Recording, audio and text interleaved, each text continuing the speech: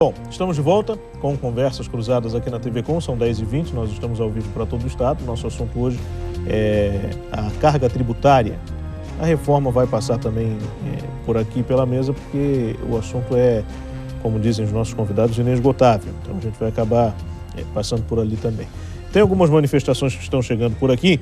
O Roque Luiz, do sul da ilha, ele disse o seguinte: o Brasil fez a opção de ser um país de bem-estar social e o custo disso é alto. Pior que os impostos é a má gestão e a corrupção, principalmente nos últimos 12 anos.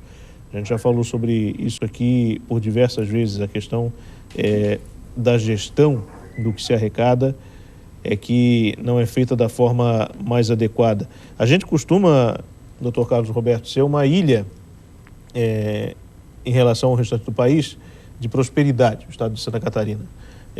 Em alguns aspectos, segurança pública, por mais que ainda tenhamos problemas, qualidade de vida, idem, entre outros quesitos, crescimento industrial e econômico. A crise não é tão grave por aqui por conta das nossas peculiaridades positivas. O somos também na gestão de recursos.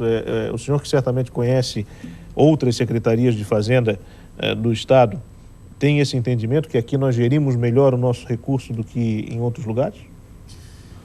Eu diria que uma boa forma de medir a boa aplicação do recurso é analisando indicadores sociais, porque aí você tem como perceber se o recurso ele de fato está chegando onde deve e está produzindo o desenvolvimento humano que se espera, que o Estado seja esse indutor, né, desse desenvolvimento humano. Então, o que a gente percebe é isso. Nós temos bons indicadores sociais, muitos indicadores positivos em primeiro, segundo ou terceiro lugar no país, e isso nos coloca realmente numa situação diferenciada.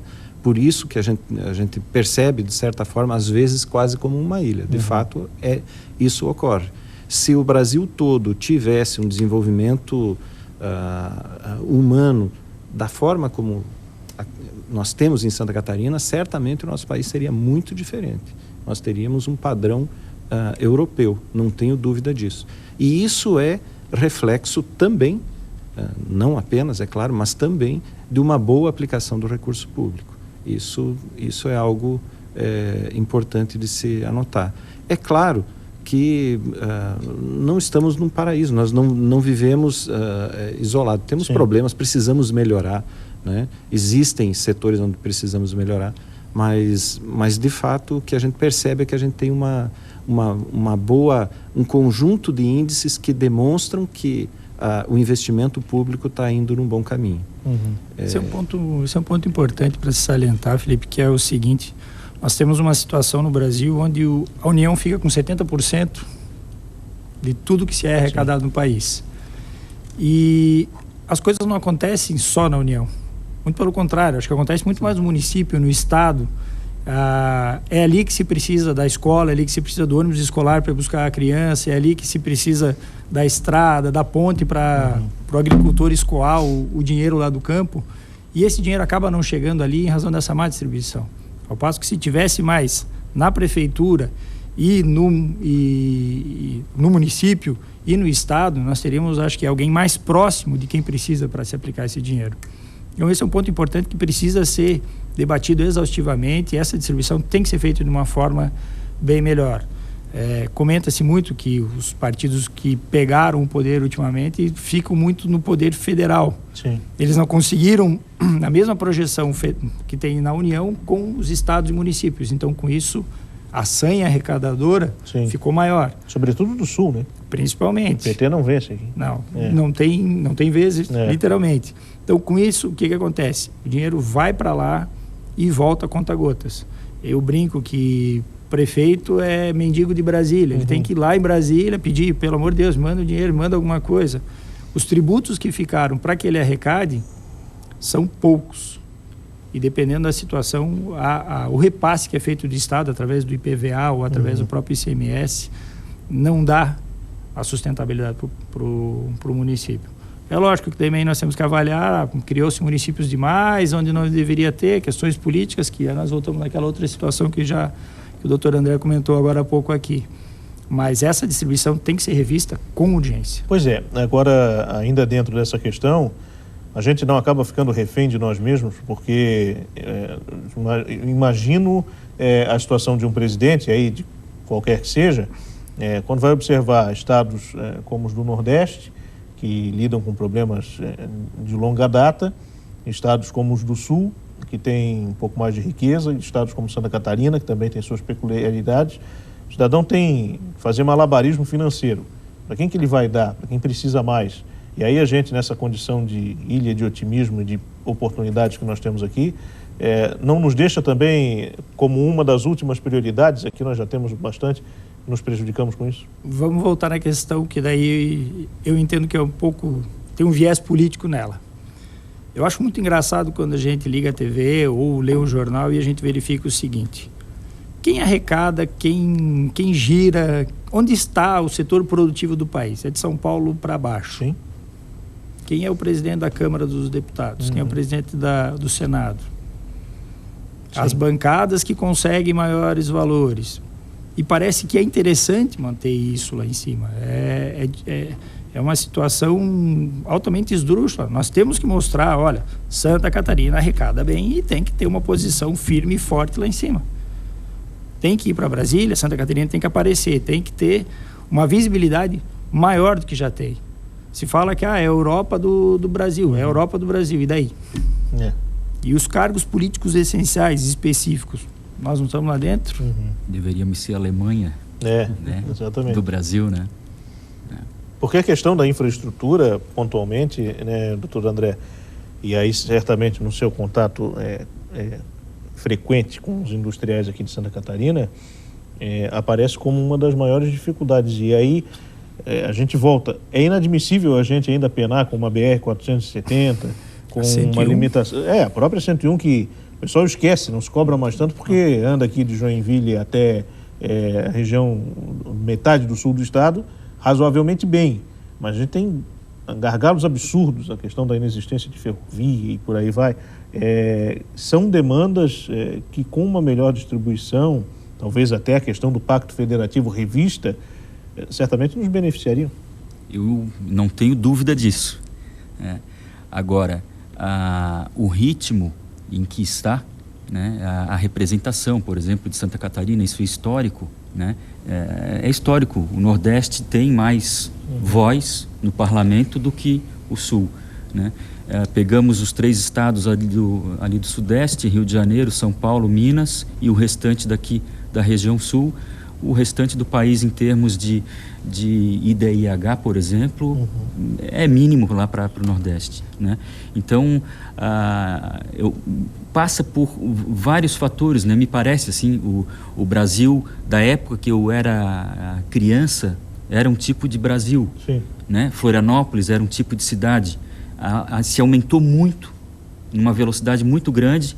O Brasil me parece que esqueceu assim, da infraestrutura, né?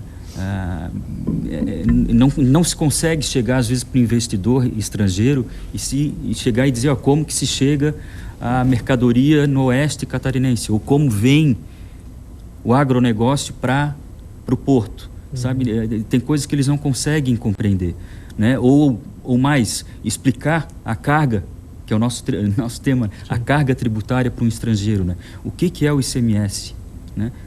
Cada estado pode legislar e criar a sua forma. Um pode competir com o outro para dar mais privilégio, para tentar trazer o empresário para cá, sabe? Então, isso é muito difícil para o investidor estrangeiro entender, né? Compreender PIS e COFINS. A COFINS virou uma colcha de retalhos, né? PIS e COFINS, importação, é cumulativo, é não cumulativo, é monofásico, é drawback, sabe? Uma série de questões que, para chegar à mesa de uma discussão e atrair o investidor estrangeiro, é assim uma força de Hércules, né?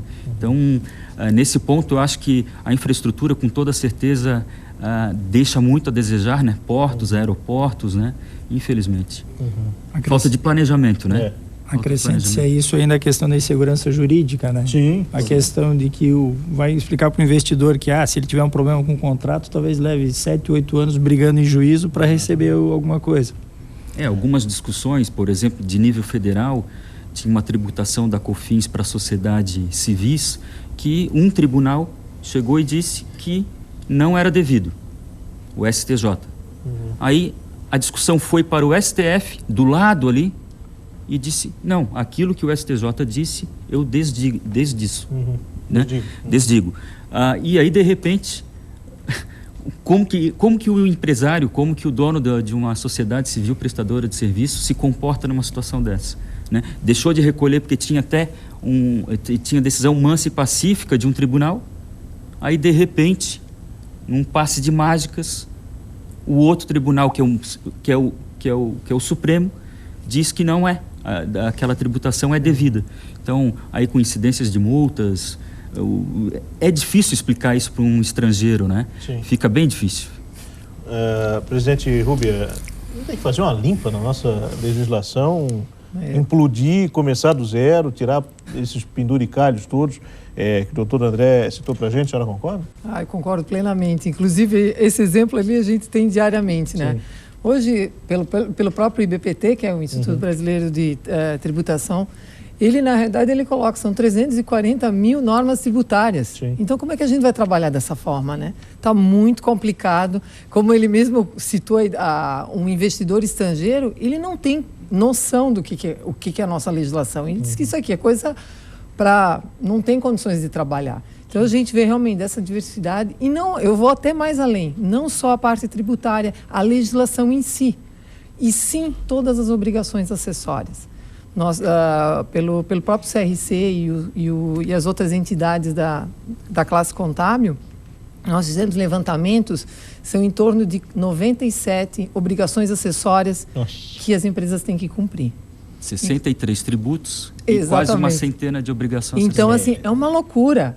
Aí a gente, o que hoje já está tentando mensurar? O custo dessa tributação. Não é só o recolhimento do imposto, e sim a gente entender desde a interpretação da legislação e todos esses treinamentos, que inclusive o CRC ele também participa fazendo esses treinamentos, mas isso aí é bastante complexo. Então, realmente tem que fazer uma limpa, né? A nossa tributação não pode continuar dessa forma. Sufoca o empresário de tal maneira, né? E eu acredito que, assim como a gente falou na abertura, numa comparação rápida, que eu fiz aqui com a questão da Dinamarca, por exemplo, em que é o primeiro estado do mundo que mais cobra impostos, que o cidadão tem que trabalhar mais dias para pagar impostos, mas tem uma realidade absolutamente diversa da brasileira. A nossa legislação talvez também seja uma das mais complexas e, eu não sei, talvez eu erre aqui, mas antigas talvez, porque é imposto sobre imposto que me remonta à época, à história do Império. Você cobra aqui, cobra ali, cobra mais adiante, por uma questão de conferência, como era antigamente, enfim. São questões que precisam ser vistas. Com certeza. Que, na verdade, o que acontece? Vamos ver recentemente a desoneração da folha de pagamento, né? E o que aconteceu esse ano? Tentaram aumentar esse valor, esse percentual, né? Vão tentar novamente. E ainda vão tentar. Então, isso aí a gente está vendo diariamente. A história do PIS e da COFINS, que você falou, né? O que aconteceu agora? Já vão tributar em cima das operações financeiras. Então, assim, o aumento, ele está sendo constante. Ele vai, de pouquinho em pouquinho, né? Sim. E vai avançando e realmente o empresário está sufocado, né? Sim. São dois dados aqui rápidos, né? Sobre essa questão da legislação. Né? Um advogado de contagem, no ano passado, ele ficou por mais ou menos quase que 8 anos fazendo o levantamento de legislação federal, estaduais e municipais. E aí deu um livro de 41 mil páginas com 7 toneladas. E ele colocou na frente do Congresso Nacional por alguns dias. Né? Então, para ver o tamanho, né? E quando ele terminou, depois dos 8 anos, claro que o livro já não estava atualizado, ficou 8 anos desatualizado. Né? Então, não é criar polêmica, mas para saber como que o intérprete, como que o contribuinte, como que o administrador público se comporta diante de um Augusto Alfredo Becker lançou um livro na década de 60 que era Carnaval Tributário, né? Então, para ver esse carnaval, né? E a Price levantou que 2.600 horas precisa uma pessoa treinada para dar conta de todas as obrigações, tanto principal quanto Como acessório. Pois não. Isso tem um custo alto, né? Claro. Na verdade, a gente paga o preço de não conseguir levar adiante uma reforma tributária. Não há dúvida. Quando a gente analisa a nossa tributação sobre consumo, por exemplo, ICMS, que é o principal tributo dos estados, ISS dos municípios, mais IPI, PIS, COFINS, que são aqueles tributos que incidem sobre o produto, sobre a mercadoria que é vendida ao consumidor final. Essa tributação nos países mais desenvolvidos hoje é feita por meio de um único tributo, que é o IVA, né? Um Imposto de Valor Agregado. No Brasil, nós estamos discutindo há muitos anos uma reforma especificamente do ICMS para tentar acabar com a guerra fiscal. Veja, isso é um passo anterior ainda a se chegar ao IVA, né?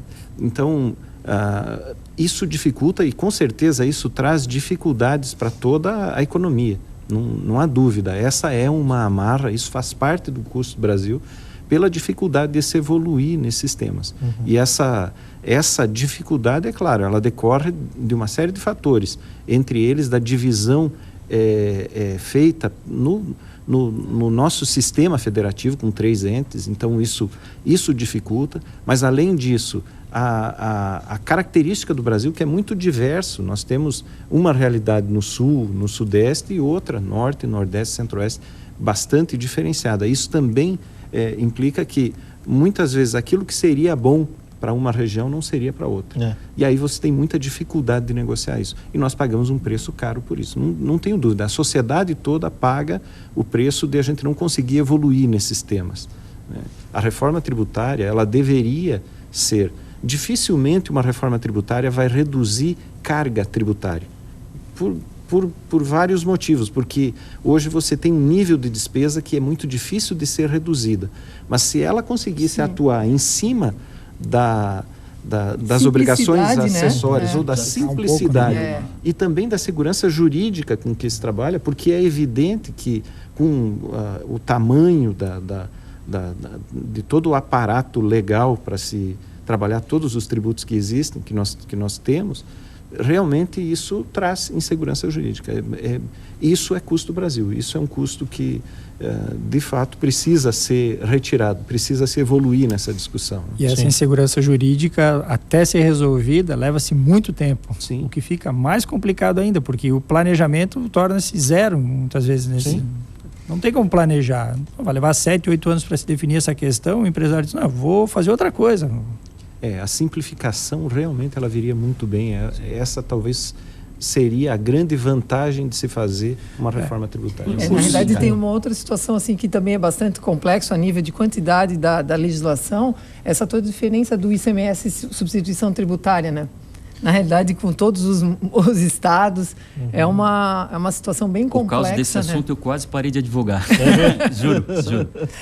Não, realmente... Foi difícil. Produtos, convênios, protocolos ainda. É muito complexo, né? Nenhum país que trabalhava com um tributo semelhante ao ICMS mantém esse tributo. Hoje em dia, todos evoluíram para o IVA, juntando alguns tributos e simplificando o sistema. E o Brasil ainda não conseguiu dar esse passo, né? Então, eu li uma matéria um mês atrás sobre na verdade, um advogado de São Paulo. Não tinha pensado, ou pelo menos lido, algo parecido. Ele trata do IVA, que não é um assunto novo, né? Sim. Antes de eu estar formado ali durante a academia, eu já ouvia falar do tal IVA, né? E até agora a gente está quase que na mesma discussão, até mesmo alguns anos esquecidas, né? E aí de repente ressuscita o assunto. Ele falou de um ponto interessante, da unificação de IPI, ICMS e ISS, também não é novidade, e a competência ficando com a União, né? Mas aí tem o alarde dos estados e dos municípios que vão ficar ainda mais enfraquecidos do que já são hoje. Bom, ele diz, para resolver esse problema, poderia pegar uma ideia parecida com a do Simples Nacional, que a guia vem destacada, os tributos e já a destinação. E não teria daí como chegar e dizer, eu Estado não recebi, eu município também não. Não, está ali destacada, a destinação ia ser específica. Achei interessante, não sei se é possível compor isso no parlamento, né? Mas de fato me pareceu uma ideia interessante. Eu não tinha ouvido essa questão de de emprestar a ideia do Simples Nacional a um possível IVA, né? Bom, federal. Eu vou pedir para que a gente, daqui a pouco, depois do intervalo, possa destacar alguns pontos que os senhores julgam importantes da reforma tributária, que poderiam ser melhor explorados e principalmente votados com celeridade. Daqui a pouco eu vou propor para que a gente ouça um pouco sobre isso dos nossos convidados aqui. E também tem uma pergunta aqui que é voltada para o doutor Carlos Roberto, que é do Luiz Antônio Ferreira, que ele quer saber o que está faltando para o Estado economizar de fato. Daqui a pouco ele nos responde essa e outras questões aqui na TV Com. Até já.